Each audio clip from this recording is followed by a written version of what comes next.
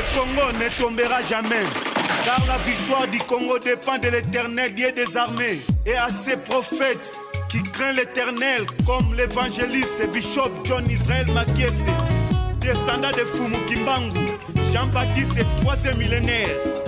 Voici le temps de l'éveil prophétique. Lèvons-nous donc comme un seul homme, peuple congolais. Défendons notre patrie, car le Congo ne tombera jamais.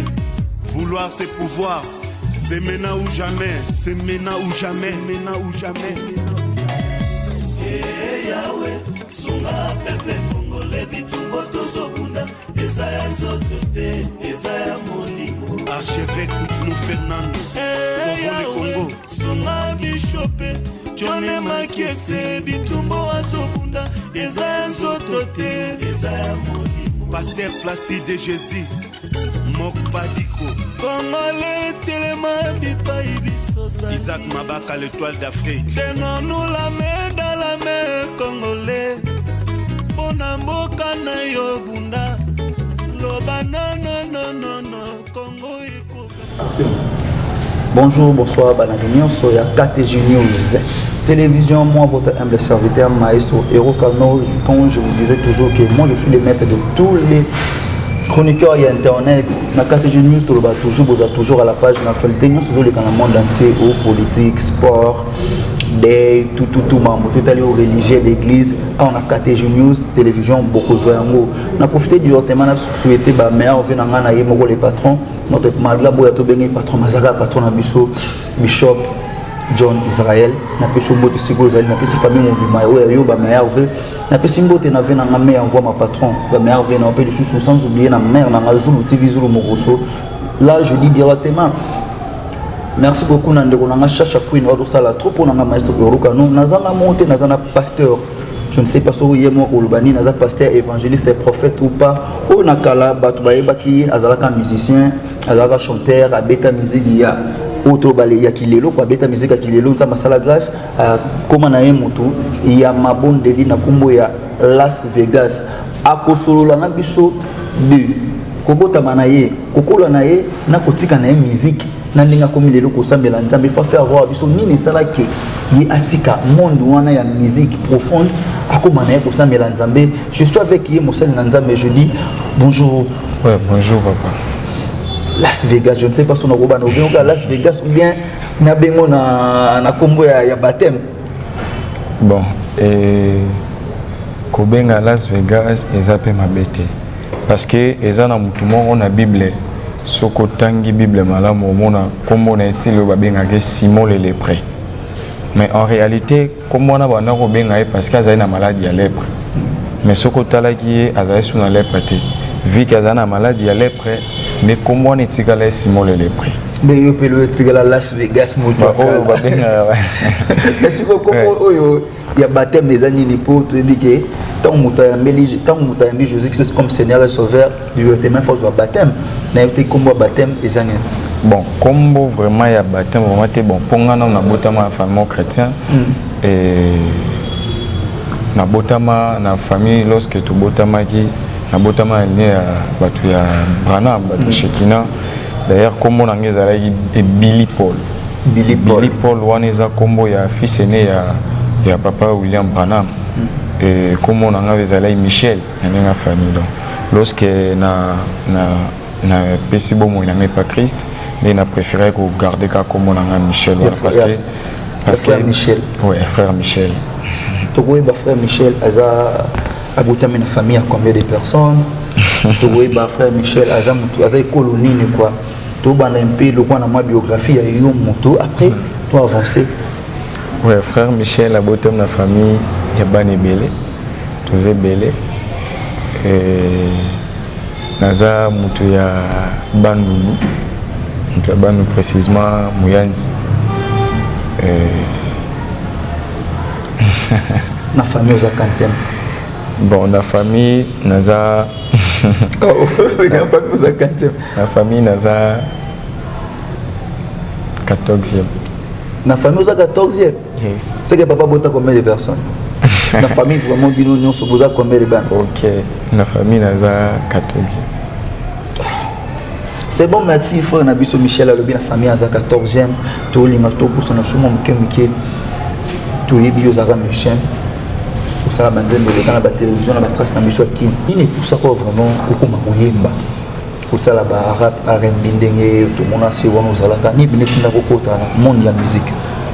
Bon, mon doana m'a influencé vraiment ils allaient grand frère nangai parce qu'il y a déjà bandai déjà que ça là on a né 2005 2006 et tout ça sur zanandaku azo rapa oyemba nga pe na zaleka na simanae na pese ko mbote sigazali ya Martin Kubidi mais ba benga re de best mokonzi donc na pese mbote sigazali yene mutu vraiment influencé nga vraiment na monde doana. Ah bah non, déjà il y a longtemps et na bané bah 2011 12 des places na équipé ko kota na mamboana et nepe na koma équipé ko enregistrer ba chanson na ba quartier ba zo biso to yemba banzemo na ba quartier ça la mo ben part des places mambo banda ki yango on a 2011 2012 bon on a ce que ça 2013 But voilà la personne na KTG News koyeba studio na liboso kota na nene penze mona liboso enregistrement na année nini studio liboso na kota na 2013 na Bomoko na studio Bomoko Bankoi to koyo occasion liboso sala est-ce que dans ma bête te so eza mabe to ligera ba bon eza na ngoma bete ma webi to hein on eza na ba histoire eza na histoire ba bima pour le moment to beta na vraiment te moni soki mutayi place audité place okende père oyebate bandi na wana poto avancer bon lokolo bi moya ko yemba to ko sala ngweza te après Bomoko biso ba poto za na lemba to yebi ko beta ba na mondet na langwe wana ezaki na quelle année na mondet na langwe ezalaki na 2017 ok 18 2017 ok 18 2017 ok 18 ils allaient faire chanson moi ça là qui vraiment impact fort surtout dans les réseaux sociaux et na pesi venangai et François Chimpuki mbote na Voice of Congo parce que azalai muto vraiment propulsé qui en makasi sur les visibilité na ba poto na ba bandai ko benga ezalai à travers PAV wana et la page na Voice of Congo vraiment chanson est bien il y a un peu de ça là makambo visibilité pe ba Las Vegas oh le leur mon frère Michel bon après na mode na langue écoute studio toujours des photos na comment elle s'appelle notre frère Geznan Samarino non notre frère Nabiso Samarino tout le monde écoute ba studio pour enregistrer ba son je ne sais pas Ebima to Ebima até. Bon, na Samarino to sala qui remix ya chanson na monette na langue et chanson pe bima ina ba période wana chanson bima il faut tourner clip des ba période oyo nzamba yaki dans aéro zongai ko bima ya nzembo wana na succès oyo zalaki nango nde bon cas de personnes na balemba balobaki yo nzamba benga yo te yo obangande kosimba kisi oui oh na même année au Feli papa la même année au salaire accident beaucoup lokolo la même année fiancé na yo bon dans sens normal mais quand on a akufi la même année tout le monde manager moi ndo ya koluka yo oko séance photo ba fiche bima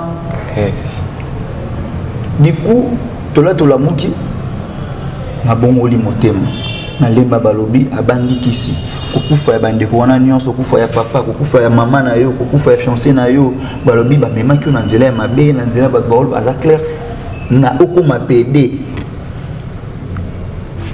ozali otali baboti bazate ba preuve mon clair baboti bazate na même année je suis na bosante de 2019 ou 2020 nyonso wana ekomeli yo babe bangi ça c'est pour cela otalika na kolangelo nzambe bon omoni appel ya nzambe era na balolenge belé Dieu peut nous appeler na circonstance à robenga yo na signe na voix na geste on comprend nga appel ya nzambe banda déjà il y a longtemps et zala pe maman boy oyo nazali so na vai na ngana ba frère na ngai ba mama sanga na nova na bona kala on est savant dans ça quelque chose m'a bon dans zelena ça des fois mon azano il y a longtemps mais na bungi ça déjà ba penser wana mais au comment notamment boy nzambo benga mena yebakite même am to yo betu ezana on appelle nzambo bon au betu ba biso maman papa kufaki ndenge nini ouais papa paix à son âme mon père docteur Ernest Koubouidi et papa a zalé vraiment souffrant à Belay vraiment ma casse vu qu'il y a comme un âge mort il y a une colo donc père a Belay vraiment des suite malade on a des maquines à lui bon au lemba mamba e ba ki fiancé na yo likambo na yo le kambe pene za souvent passer d'étoiles fois zala il wani ya kindene histoire wana tilelo na regretta histoire wana makasi bon ngapi nazala surpris ya yoka liwana e azoe ba ezalaki le 6 juin to solo linae moi dana s'est converti to solo linae et na yebisi ngai na osala nzambe solini tozala na yo il faut oya na nzela et tellement galingai nenga peming acceptaki ma yako ça en sorte que place ya zala inanga tozala so esika mote akoma musika nanga ya roma sona pas c'est pas grande sœur nene na okaki wana c'était le 10 et le 6 après singa to pesa rendez-vous photo kutana courant Osman po tout le monde a un même pas père spirituel en aïba encadré et il y avait un jour on a vendu du coup na base dans mon endroit na base à 7 étoiles na PCV na 7 étoiles au Landemboté na vendu wana et il y avait quelques filles baï ou kangai apprendre que la fille Naomi Azali soit invitée et lesquels a vraiment ma casse et ça là il a suscité un bozala ne ba bon moment ba mambo belé bon on a yebi que na ko apprendre après que Azala est malade abelaki malade on a peine mtemema qui na loi suite ba négligence il y a des rumeurs itambola na lemba ya keneba sokola ye et c'est magité de memena liwa oh pour Las Vegas kota la six comme na ngona ba lemba na biso na ki na liba na mbuka na ba métro ba plein za ba photo za ba ko annexion et pandeko comment ça mbena nzambe za mabete suko il y a des personnes au bandima ka ona ba tatouage za na ngona nzoto ndoza wana.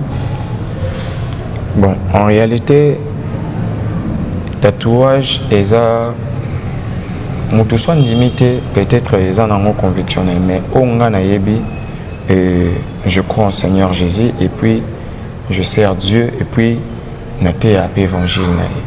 Donc moni o eza na ba foi ya bo jeunesse otozala inango tellement qu'il y a la star, la mutu boye célébrité, mamde zalaki. Photo bakucha ba photo ya ba torse sinon tatouage tout.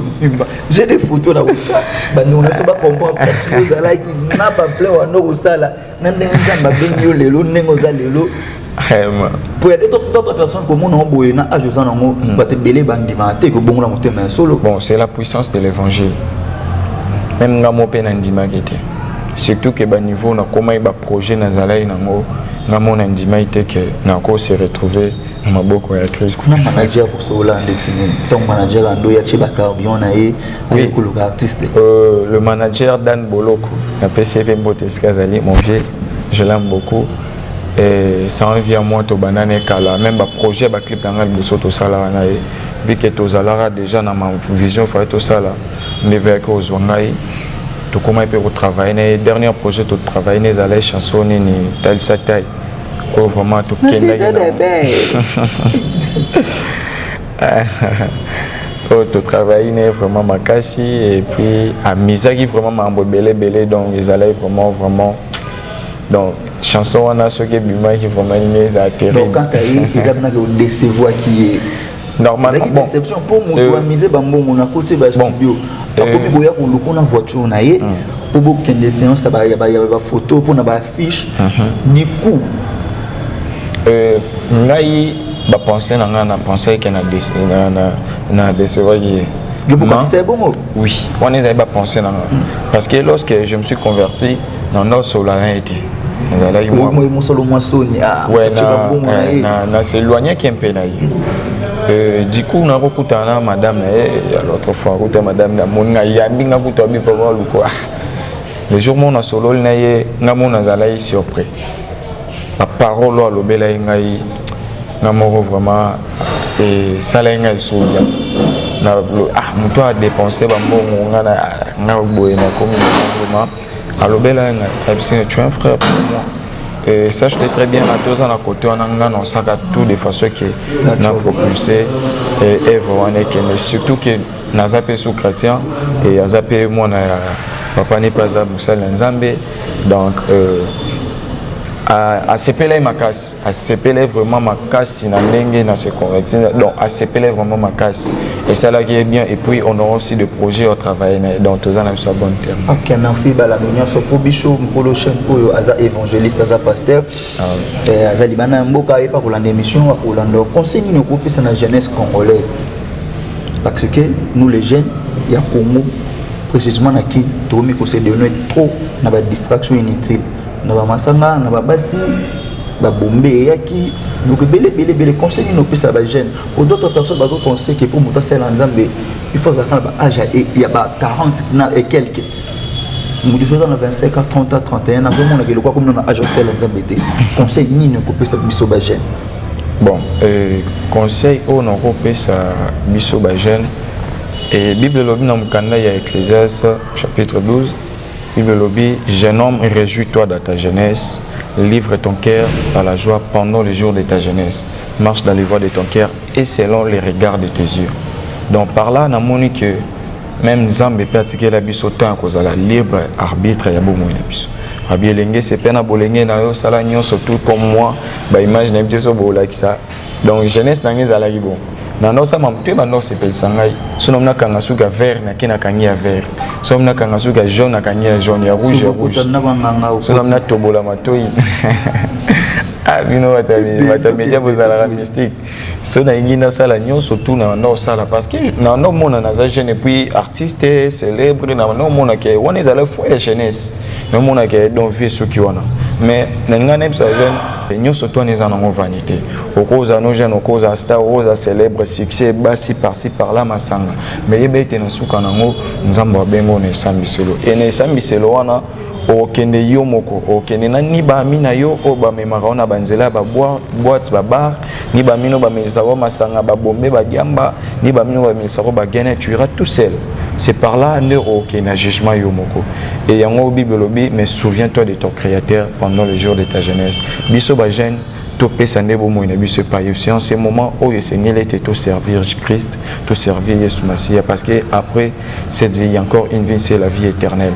Et vie éternelle et paix samara lorsque tous en ont assez à mon kilo parce que tant au koufa et zate que bakomelo que ton âme repose en paix non la paix et paix samara lorsque tu as reçu Jésus-Christ dans ta vie nos kimia. Donc merci beaucoup merci. Est-ce que Nathan il y a carrière na yo toi qui peut temps na robin en opportunité toi qui peut temps yo kota na kwanga yo sympathiser toi qui peut temps yo ke ba sokola on tout le monde ba ndiko baptiste msusu akeba laver pour poser na bassin de l'air. Bon, et Kozwata encore tanda kwanga na zwaka ngote.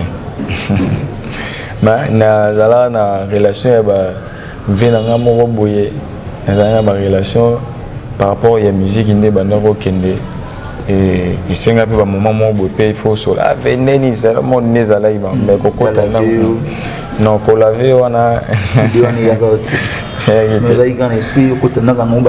bon et Zalaki et l'euro moko au tournoi donc et l'euro des Zalaki dans le marché dans Zalaki dans la besoin des Zalaki dans wangangate na et c'est si autant mambozo ya ko luka moyen ya ko kende su ba ndenge msusu na ko kota na wanganga vraiment aujourd'hui pe batu ba no ya vers yo n'explique pas betu na sima tout ça clair dans terme normal pour ma pedi ba bayaka. Bon, wana kuna connaître en coup avant.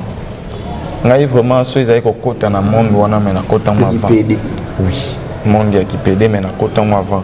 Les amis na ba rimé au bando circuler que na koma oui. On nous quand ba sugi lo kangi vert ou lo moli, lo ko kangi bleu ou lo moli, otoboli zolo, ou lo moli, otoboli awa ou lo moli. Bon, on est allé à foi jeunesse me pendant na biso bongo. Et so kota na monde wana mais na kota ngokala parce que na kota ngote parce que na ngamo zana mutabanzele Le monde a tabassé belé bala na Vegas.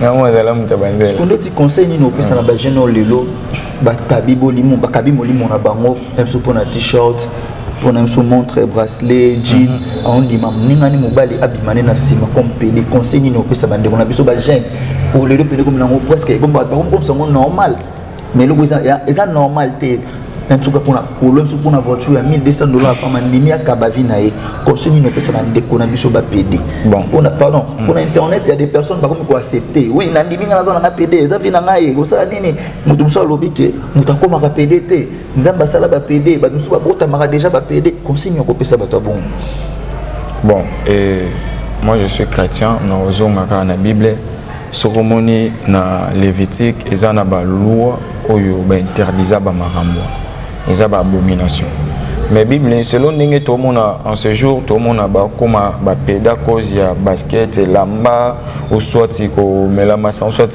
ko poto ba marambo belé Bible lobi na mkanda 1 Jean 2:15 Bible lobi n'aimez point le monde et ni les choses qui sont dans le monde. Si quelqu'un aime le monde, l'amour du Père ne sera point avec lui. Donc on a comprendre le verset est troublant à ma case. Pourquoi Dieu nous a créés dans Mukilo et puis Sibiso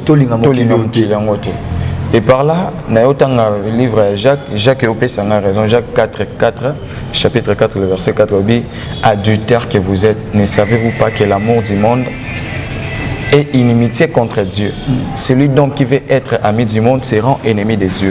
Nous allons comprendre pourquoi Dieu nous avait interdit à Kolinga Mokili. Parce que ceux qui ont Lingi Mokili ont comme ennemi ensemble. Pourquoi, Babi?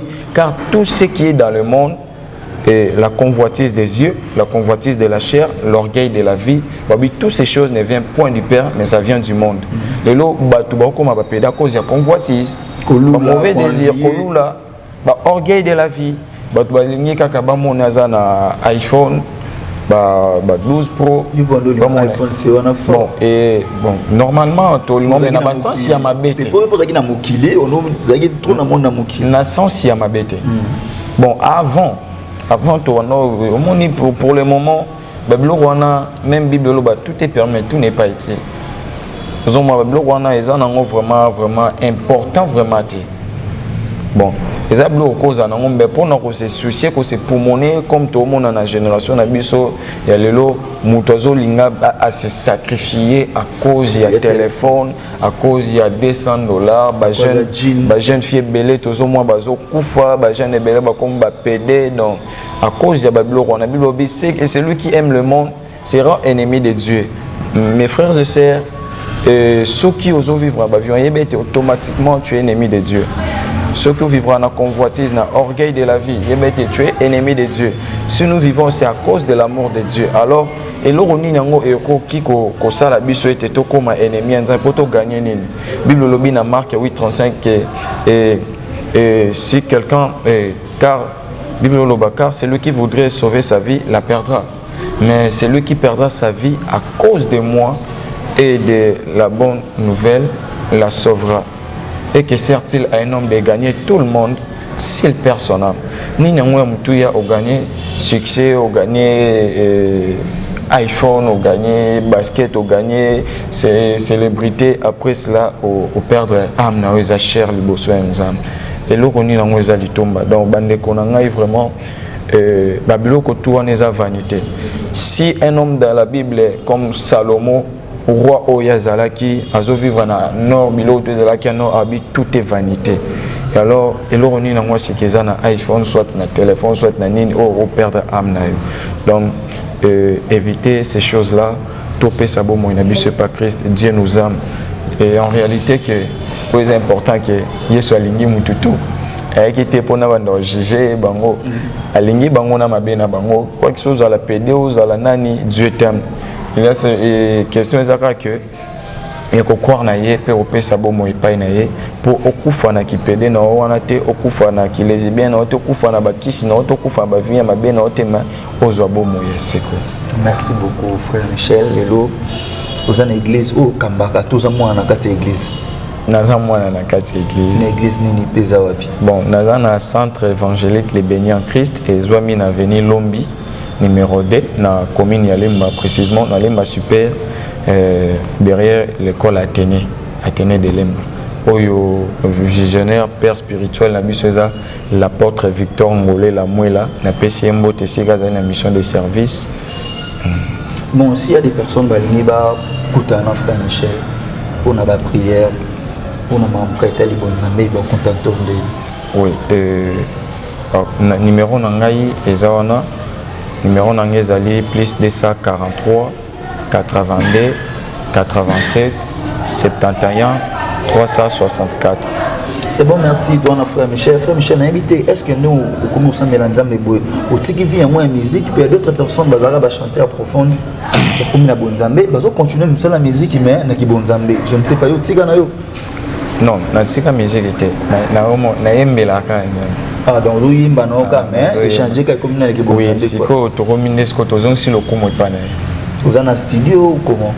Bon, naza na ba préparation ba chanson, mais naza chanson moi d'ici là pe na celle déjà moi ba promotion ba marketing nango mais na bimission te par rapport que musique auto sala eza so musique auto ba ko sala te o ezala ki olali olamuki na bimisa o eza musique mo eza coordonnée par la direction divine. Il faut koyoka voix Saint-Esprit koyoka nzambe lo ni na zoloba par rapport que tu as lancé ma peine avant moi, il y a bien. Bah oui, bah titre titre non eza tikana zela nanga. Donc il va ni tikana zela nanga. Tikana zela. Donc tikana zela nanga la carte c'est un bloc belé mbangu pema ya pika na carte tikana zela nanga kila kene mbangu tikana zela nanga. Ulena iba mutu tikana zela nanga. Oui. Kina zo mosa muninga tikana zela nanga po ya ngapa koya. Oui. Kina buma mutu po na mbongo tikana zela nanga po ngonga nanga pe ekozala. Frère Michel tokomoko presque à la fin il y a émission na biso. Quand tu as eu Moussala Nzambe, question ni oyo ezalaki yo pensaki ozaki na ona moto ke na otuna yo et ke nga na busani ko tuno yango. Bon, ma question peut-être on a pensé que conviction na no ya kindenge nini na bongo na kindenge nini oh vraiment na pensé vraiment makasi ya ngwana na tuno yango te non tuni nga ngwana to bonga na kindenge. Bon, autre peut-être sur le solo qui après l'accident on a bon dans 2020 non dans 2000 ouais on a posé une question à lui comment on a baliwa ba maman il y a papa comment on ya nzele comment on a ni ça là qui au banga no ba nzela musu ba ngaba mais moi préféré au bon moi non et en réalité c'est que ngai nzambe daba no benga banaka. Et on a dit que appel à Nzambe na ba circonstances, ba voix, ba signe, ba geste.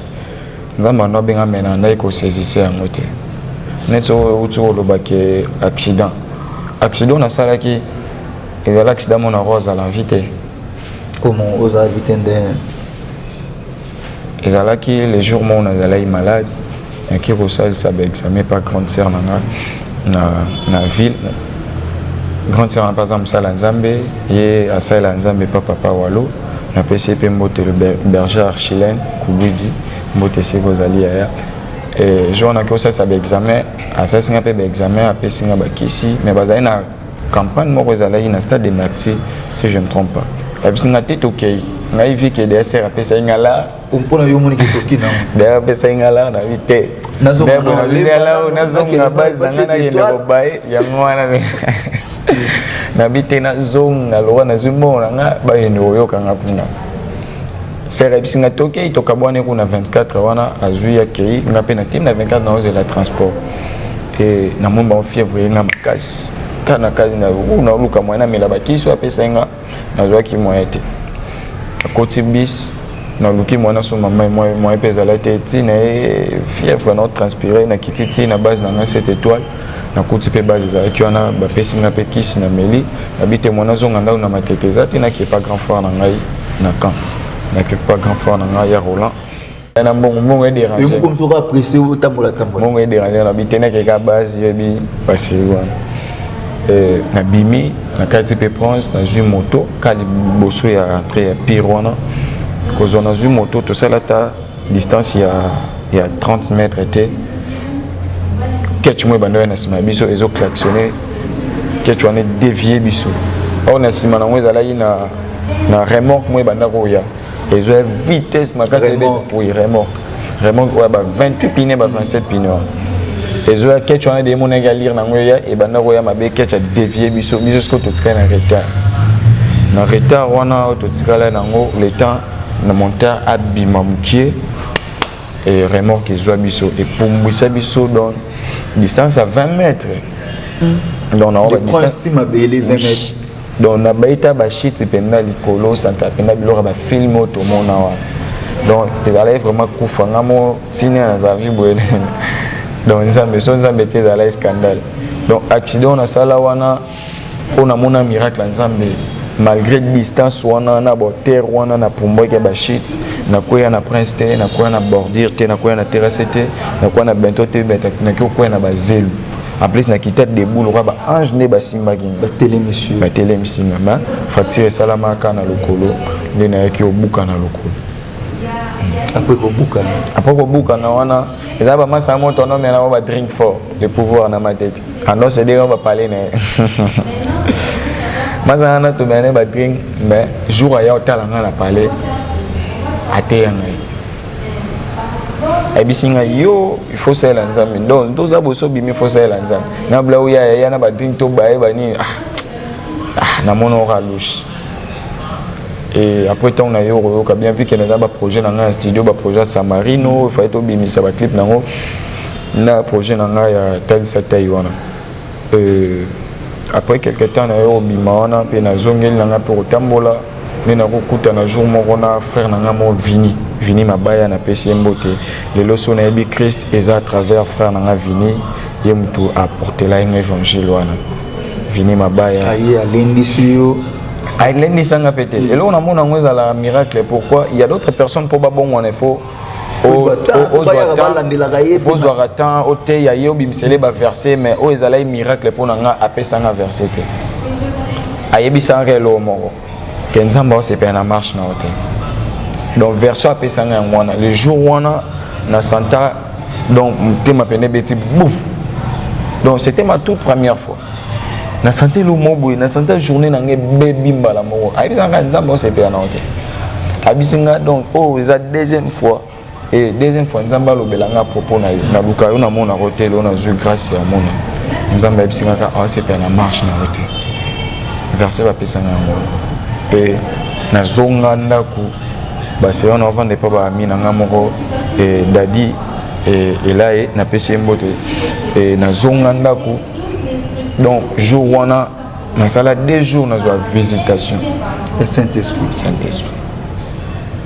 les jours na c'est qu'on a mis pesa et pas Christ na là c'était vers 4h na mona mama na lumière na kata chambre ngamoko na sutuka misu na mona te lumière à ma casse na sala vision mo bonon changement na ça songe encore surtout qui maman mon lumière ma casse et ça fait première fois na bondé parce que na na zo décision mon na ressemble là te les mères derrière parce que mère na ngazala qui pena donc chrétien vraiment 100% et toi kufa maboka basala nzambe ala pena bato ka so balobi to pesa otambo mère a pena pesa donc ba choc wana salanga na ba na tika la prière église mais ce jour là na prière qui et puis prière na ngai ezala ba prière ba benga ba metano donc on prier na lila et là na kangai kana mtuna na ba c'est le temps il faut na servir nzambe c'est le temps on appelle ça bon on n'avait pas Christ faut en servir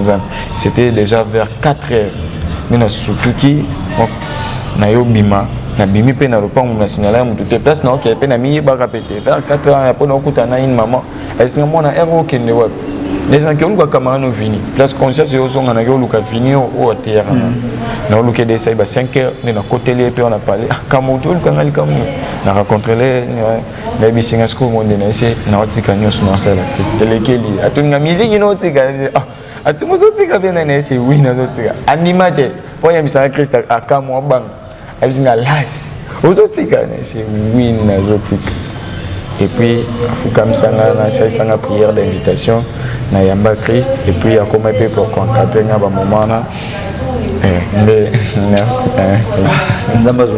est-ce que vous avez un Christ? Oui, basé belé. Basé tellement ébélé. On est à cop nangai.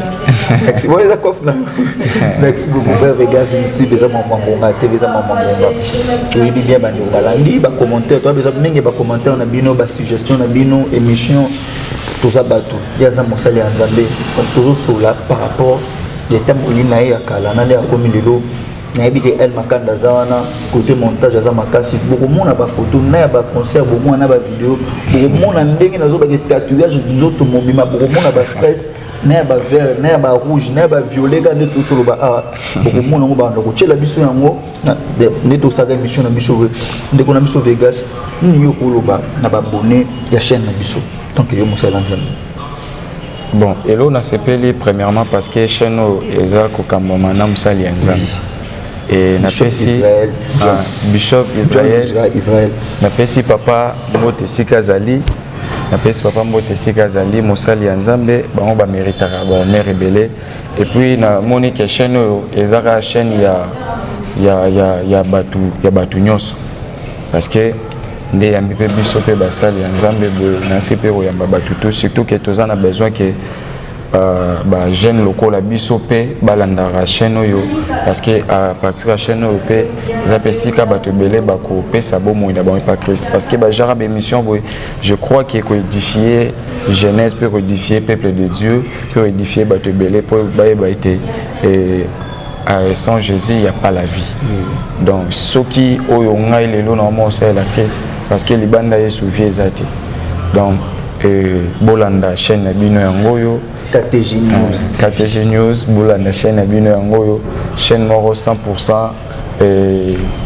100% chrétien 100% donc ezolobela batutu même ba païen même batutu tozana besoin na bino tout comme na fin de l'année ba meilleur vie dans ba na yo posa moto wana famille ozana ba yo ozana ba frère ozana ba pasteur oyo ba meilleur vie et ça bon peut bien vraiment merci d'abord meilleur vie nanga premièrement na pesi yango na papa nanga molimo l'apôtre Victor Ngolela et ceux qui toza boza ponaye une encadré biso et puis meilleur vie nanga na pesi yango na le prophète Shadrach Tsilunabi wana pe père nanga mentor nanga donc et na pesi meilleur vie nanga na famille nanga mobimba famille Kubwidi na pesi meilleur vie nanga na église mobimba les bénis en Christ na pesi meilleur vie nanga na ba relation nanga tout et na petite sœur nanga na linga mingi Noëlla et la patronne Noëlla la patronne na pesi meilleur vie nanga donc na batutu et basé tellement belé na Bossani ba disciple les bénis en Christ na monu le frère Salem le frère Abraham frère Mathieu le docteur Isaac et papa Timothée na pesi bana Nzambe nyonso tout meilleur vie surtout que Nzambe abatté la biso tout le monde en a Jesus na 2022 et aux alamalam. Ouais, là je dis merci vraiment na yo mon seul Nzambe no disposer temps donc c'est déplacé ko ya tout ça l'émission na pesi mbote na yemoko Bishop John Israël dans cette chaîne qui to ko na pesi mbote na El Makande na pesi mbote na ba chef na biso tout na petit sous mbote na ba cadre ya les communes tombera jamais na pesi bango to mbote wana ONG na biso les associés na chaîne.